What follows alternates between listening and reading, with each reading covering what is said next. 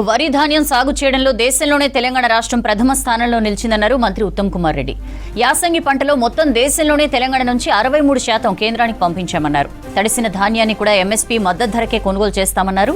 సూర్యాపేట జిల్లా తిరుమలగిరిలోని మెప్మా ధాన్యం కొనుగోలు కేంద్రాన్ని పరిశీలించారు మంత్రి. తహసీల్దార్ ఆఫీసులో ధాన్యం కొనుగోలుపై సమీక్షించారు.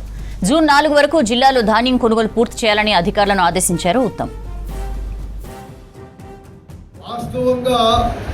ఈ యాసంగి పంటలో కేంద్ర ప్రభుత్వం తెలంగాణ రైతాంగం నుంచి 51 లక్షల మెట్రిక్ టన్ల ధాన్యం కొనుగోలు చేసిన, ఓన్లీ 51 lakhs కొనుగోలు చేసిన, రాష్ట్ర ప్రభుత్వం అదనంగా కొనుగోలు చేసి మొత్తం 75 లక్షల మెట్రిక్ టన్లు కొనుగోలు చేసింది.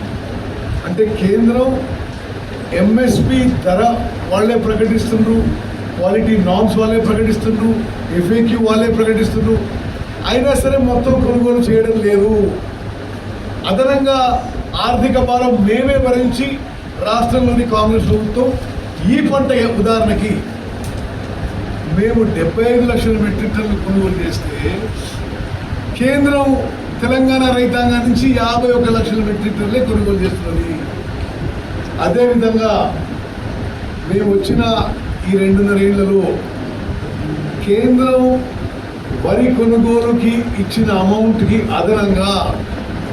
అదనంగా రాష్ట్ర ప్రభుత్వము 16,479 కోట్ల రూపాయలు 16,479 కోట్ల రూపాయలు రాష్ట్ర ప్రభుత్వం మా బడ్జెట్ నుంచి పెట్టడం కానీ మేము లోన్ తీసుకొని మరి తెలంగాణ వరి రైతులకు